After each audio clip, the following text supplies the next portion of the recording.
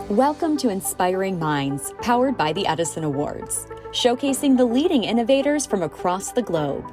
I'm your host, Jennifer Trammell.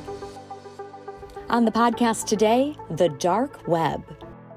So why in the world would a legitimate business want to be on the dark web? It's a great question. How Bluestone Analytics is providing safe access to mine critical information that law enforcement can put into action. One of our analysts discovered a post. We were able to stop a mass shooting. Bluestone Analytics co-founder Joe DePlato is here to share how the dark web is shining light on potential threats, terrorism, ISIS, and even the 2022 supermarket shooting in Buffalo, New York. Joe DePlato, welcome to Inspiring Minds. Thank you, Jennifer.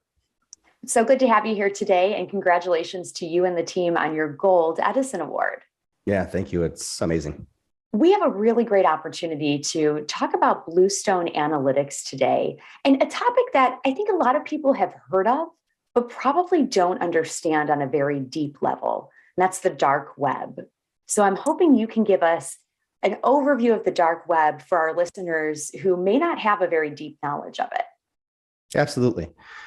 So the dark web is a part of the internet that you need specialized software or encryption methods to access securely. It is anonymous by nature. So when you're using the dark web, no one knows who you are, or more importantly, where you're actually coming from. So it allows threat actors, it allows people to safely and securely and anonymously connect to the internet and conduct any business that they want to do. And I think the stereotype a lot of people have is this business is illegal. Oh, absolutely. The large majority of the dark web is malicious. You're looking at weapons, drugs, a lot of human trafficking, hackers, scams. There are good purposes for the dark web. When information is not available to a country that is under a repressive regimen, they're able to access the dark web for news or to get information out. But those are smaller use cases compared to everything illegal, basically. So why in the world would a legitimate business want to be on the dark web? It's a great question.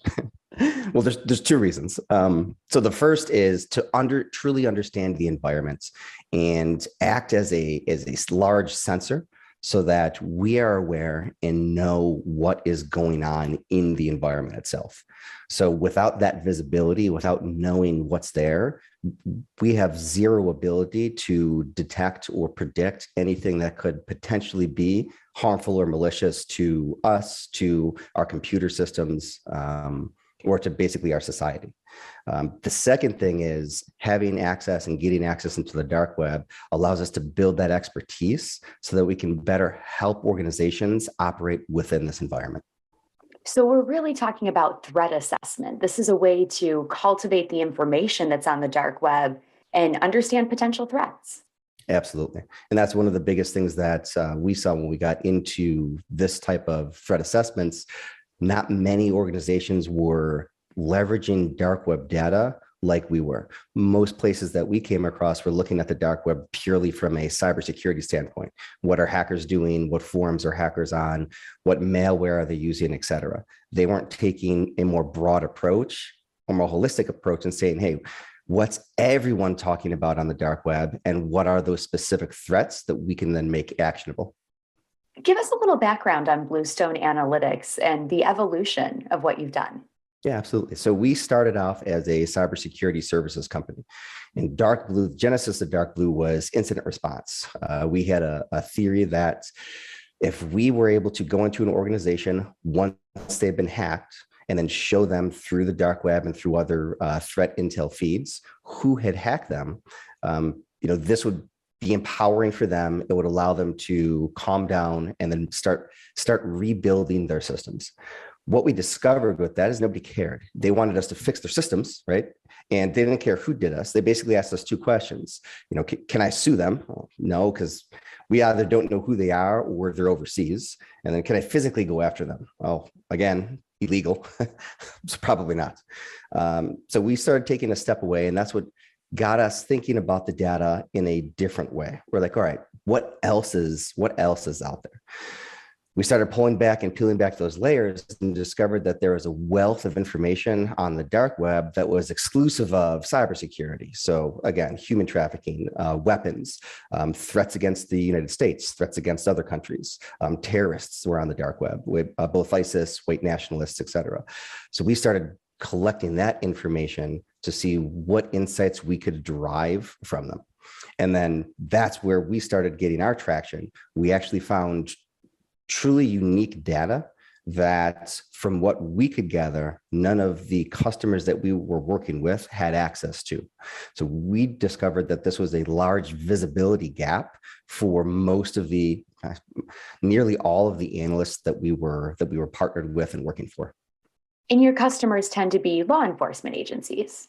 Correct. Law enforcement agencies, and then large federal clients. So this information is really vital to the work that they're doing, because in some ways it's a big blind spot if they don't know what's being said on the dark web. And that's absolutely right. So without this information, they don't have a piece to their puzzle to paint that overall picture. You know, the dark web isn't going to solve, dark web data is not going to solve all of your questions, or answer all of your questions. What it's going to do, it's going to give you additional enriched data that, when paired with other data and other intelligence that you have, gives you a more complete picture, and then allows you to make a decision, or a better decision, based on that data. Let's jump into some stories, because I think that will help our listeners understand, how is this information put into action? So can you share some use cases where the data that's uncovered with Dark Blue, with your web analytics tool, has made a difference in our world? Absolutely. So this was going back a couple of years, about 2019. One of our analysts logged into the platform, and they were doing some analysis and discovered a post on one of the anonymous message boards of an individual saying that they would like to do a school shooting. Within that message board, people were encouraging them, right? They were telling them, hey, you can go to this site to buy a gun. This is what you want to do. This is how you stay under the radar. So they're giving him information and trying to encourage him to move forward with it. Fortunately, in this case, this individual gave enough identifying information that we were able to create a report and push this up to some of our government contacts. So specifically, they mentioned the middle school that they were thinking of shooting up. They mentioned that they were a male, and they mentioned their age. So with that information, our team actioned this over to a federal agency, who immediately went to the school, did an assessment, and were able to find that individual and confirm that, yes, they had weapons and they were getting ready to do a mass shooting. So we were able to stop a mass shooting. In this case, though, and what was scary for us at the time, we randomly came across that. So our analyst wasn't specifically looking for school shootings and preventing school shootings. They were just looking for actionable, interesting information that we could push to our government clients. So it kind of highlights the power of the platform, but why we've been evangelists to get this in every analyst's hand that we can. The more eyes that are on this data, the more prevention and preventative things our customers are going to be able to do. Wow. So this information gave you enough that law enforcement could intervene and stop a school shooting. Absolutely. That's incredible. But to your point, it was almost serendipitous. It wasn't that an analyst was looking for this, it's that they happened to come across this chatter and give enough information that you could get it to the right law enforcement agency. That name of the middle school must have been a critical piece of the puzzle. Correct. And it makes me think, so often in incidents like that, after the fact, you hear the signs that if those pieces had been brought together, we should have known this was going to happen. We should have been aware of this risk. And you've really filled in that gap of, hold on, the information is there. We just have to go find it in the right place and get it to the right people in time. Correct. Correct. And one of the more recent examples is the Buffalo shooting that recently happened at the supermarkets. Within Dark Blue, we have posts from this individual. You can search this individual, and I'm not going to say there were all the pieces that could have prevented something like this, but there were pieces there, and there's information in the platform that analysts could find useful, and we can start building AI enhanced or machine learning enhanced models to be predictive and provide analysts with more actionable intelligence or early warning systems that will provide warnings to them so that they log into the platform and they can say, hey, or we can say, hey, today we believe this is a threat. You may want to pull on this thread to figure out if there's any other data sources you have access to, or if you can figure out who this individual actually is.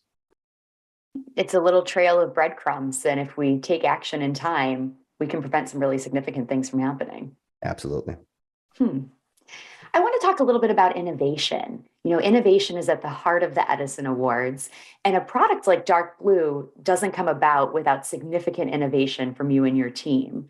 So walk us through just your theory of innovation at Bluestone Analytics and how that factors into your work.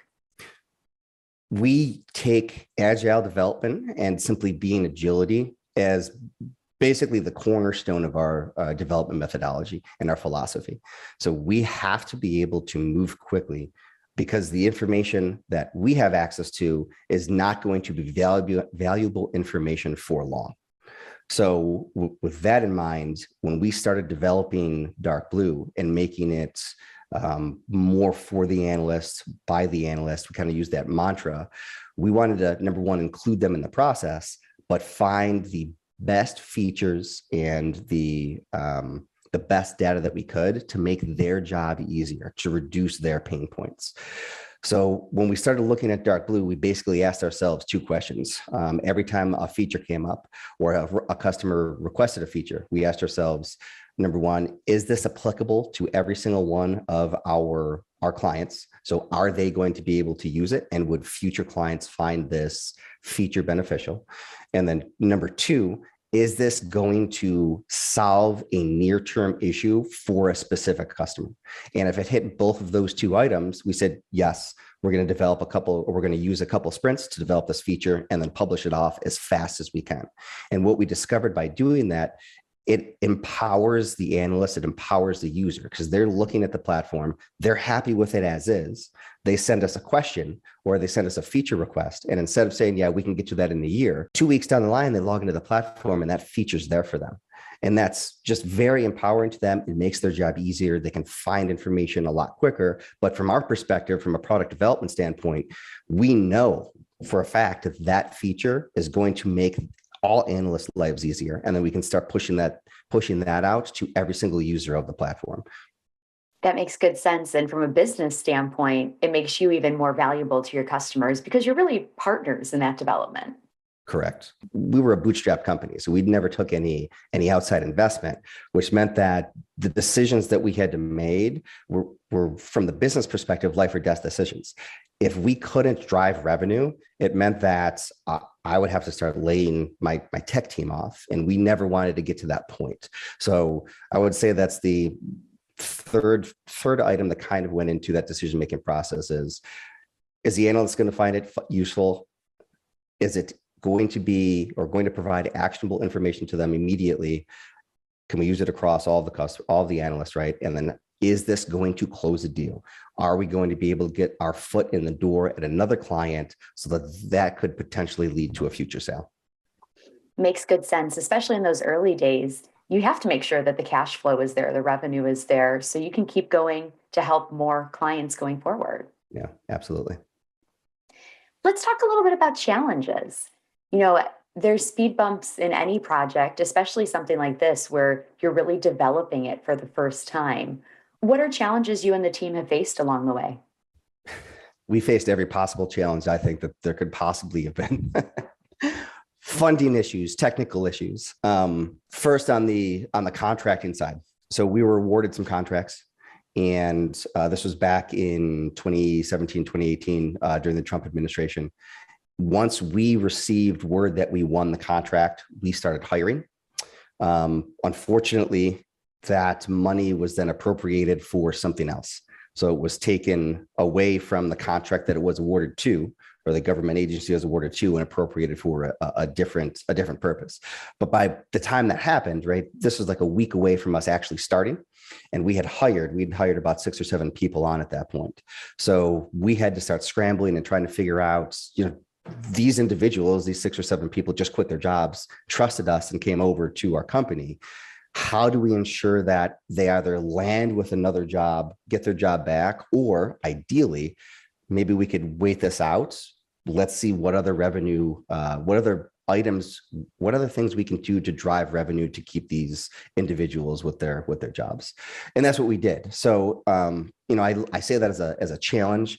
It ended up giving us the ability or the opportunity to do other revenue streams for our business, cybersecurity services specifically, but then take all the profit from that and invest that into the product development, right? Because we still have these analyst contacts, and now we have the product team that's directly interfacing with the clients or with customers, and then developing a tool again for them that's driven by them. So that's on the political revenue side. There's always going to be cash flow issues, and you can never, even once you win a contract, you can never be guaranteed that you will fulfill or actually get that contract. Ultimately, it took about 6 months, but we did end up getting that contract. It did get us funding again, and we were able to move forward. On the technical side, we encountered multiple issues. Number one, there's very limited information out there about the dark web. So specifically, when you want to access the dark web, or when you want to scrape the dark web, when you want to gain access to specific parts of the dark web, there's no data out there. No one else has really gone through and done it. Or if they have, they're not publishing the information out there. So when we're looking for or asking questions on Google or on Stack Overflow, we're getting 0 responses back, or we're getting 3 results on Google and 2 of them are in Chinese. So you're like, this is not, I'm going to have to figure this out on myself or on my own.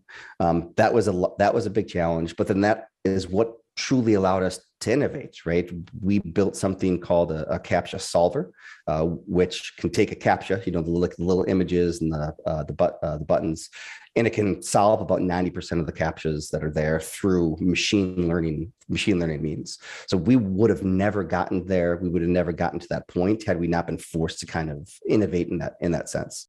And then lastly, we were stealth for a very long time. We did not want to talk about what we were actually doing. So how do you market if you can't market yourself, right?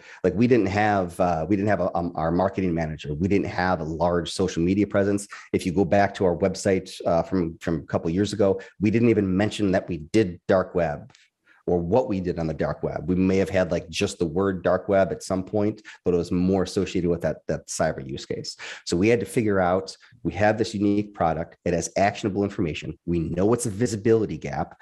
We've already built it and worked with analysts so they know it's going to solve their pain points. How the heck do we market this to the appropriate crowd? So we had to figure out a way how to do that without publishing too much information on the open internet. Makes sense.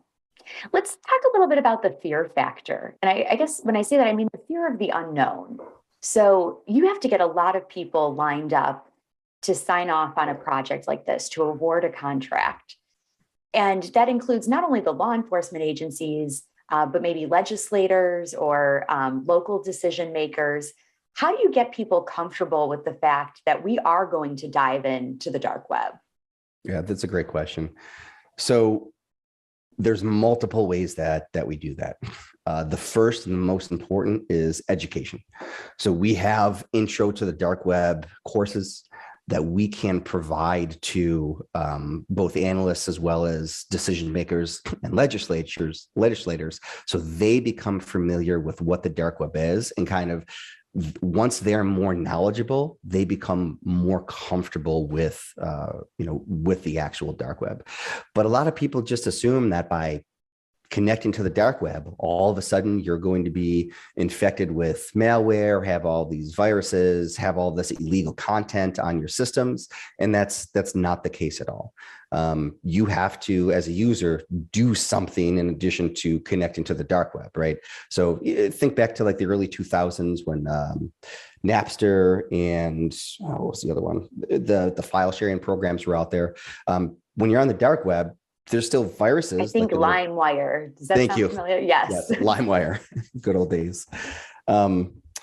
You have to download something and then run something, right? So if you connect to the dark web and you're browsing the dark web, it's not like you're going to your system's going to be compromised and you're randomly going to start attacking other systems or all of your information is going to be gone. You need to physically download something, run that thing on your machine, and then you're infecting yourself. But people should be more security conscious than that, right? If you know you're connecting into a hostile environment, simply assume that everything that you touch is going to have a virus. Therefore, just don't touch it and don't download it. The second thing that a lot of people are uncomfortable with the dark web is the images. So it is the only place on the internet where you can accidentally stumble across gore, porn, and child sexual abuse material. So we had to figure out a way to allow analysts to search the dark web without getting exposed to any of those images or videos. So we were able to build solutions through both our development team as well as machine learning to alert and warn analysts if something contained I'll call it just malicious imagery, so that they were aware of, hey, we can avoid this if we want to, or if that's your mission, like if your focus area is human trafficking, then it makes it very easy to filter down on those specific mission areas. Do you have some other stories you want to share with us about specific use cases and how we've seen dark blue in play? Absolutely. So one of the big ones, or two of the big ones that we have that have happened over the course of, I think, the last 6 months or so. So Lapsus is a hacker group that recently came to prominence within the cybersecurity and dark web community because they were able to compromise Microsoft and publish Microsoft information out there. One thing that we can't emphasize enough is within dark blue, what we're doing is we're not removing information. So once we scrape and have that information, it persists and it exists indefinitely within the platform. So we actually have data that's going back to 2001, not because we started scraping in 2001, but when we access some of the chats, some of the forums, they had data going back to 2001 and we were able to grab it. But this provides, and this gives you some great ways of looking back historically to what was happening within this environment so that you can correlate data from the past to what is currently happening. And we saw that with the Lapsus group. We were able to pull historical information, historical data, and find one of their users on the dark web. We were able to link that user to, I think, 3 different accounts on 3 different forums, simply because they use the same jabber and they used another user handle on different accounts.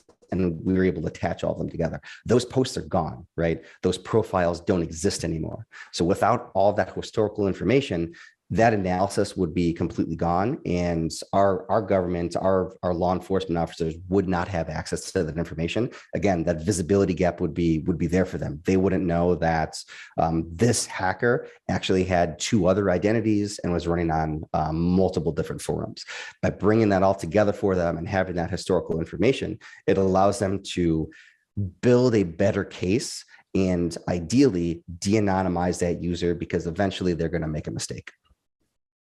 So what's your vision going forward? I mean, would every government agency and every law enforcement agency across America start their day by sitting down at a product like dark blue? So there's 2 things. The first is making those decisions, empowering the analyst, right? Augmenting the analyst. I don't want to say that every single analyst should every single morning sit down and try to find the evil. We should make it easy for them. They should receive an alert, text message, email, a message in the platform as they log in.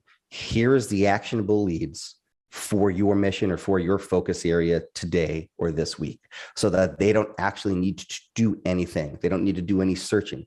They can simply click that email, they can click that warning, and all of the information that they need is presented to them on the screen, and then they can decide to move forward with an investigation in a case. The next thing is crypto and cryptocurrency. So as we're aware, crypto's big. It is the currency used on the dark web. So if you're going to do anything on the dark web, whether it's purchasing, selling, being a vendor, you are going to use some form of cryptocurrency. So we need to figure out a way within our platform to better link and better display this information, so that, again, when analysts are presented with alerts, presented with warnings, they have enhanced data to better make a decision. So think about it from this perspective. Instead of getting a cryptocurrency address and then they need to go out to a third party or go out to an open source tool and query that address, see how many transactions that it has, see what exchange it's been associated to, bringing all of that together so that the analyst is not doing anything other than, okay, this is all the information I need to write up my investigative report and then send a subpoena over to this specific exchange for this exact information, right? I hesitate to use the word, but we're trying to make it like as easy as possible so that investigators can spend time actually chasing criminals and threat actors instead of trying to find them within these environments. And then lastly, just like liberating data and unleashing it and unlocking it with open architecture. So exclusively of dark web, right? Dark web's just a piece of this, right? It's a piece of the puzzle, like I mentioned earlier. We want to give organizations the ability to take all of their data holdings into one place and then generate actionable insights with everything that they currently have. So it's not specific to just the dark web. Imagine if we have a handle or an email address that's on the dark web, but this organization also has been tracking that email address through another investigation or another tool or an open website, and they're blind to that right now. We bring that into one single interface, one unified interface where that data is liberated. They can see that, hey, this office down in Florida is also tracking this person. Let me call up that agent. Let me call up that investigator and say, hey, what's going on? Where does this currently stand? It will allow our agencies to more collaboratively work together so that we don't have multiple distinct field offices, right, doing the same exact work, kind of wasting resources. By enhancing that collaboration, hopefully we create a situation where we're stopping things before they happen, not seeing hindsight 2020. We could have prevented this if the right people were talking to each other with the right information. Correct. Yeah. It's like where we're going towards is we're trying to build an interface that is intuitive, that acts almost like a digital assistant for those users, right? So we build in the automation, we build in the AI to assist the analysts so they're not drowning in data. They are not trying to correlate stuff with Excel sheets or note like paper.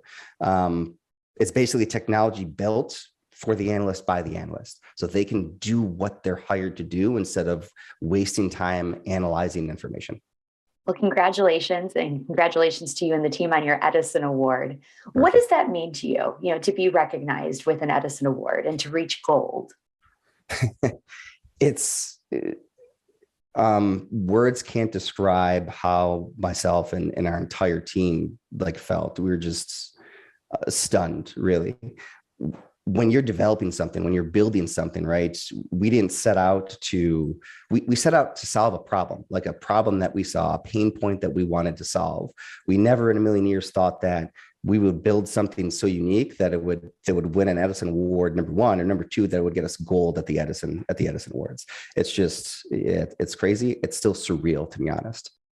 Well, bravo. And thank you, Joe. Thank you for shedding light on the dark web to help us all understand what it is and how the information there can actually be really valuable to preventing threats in our world every day. Yeah, absolutely. My pleasure.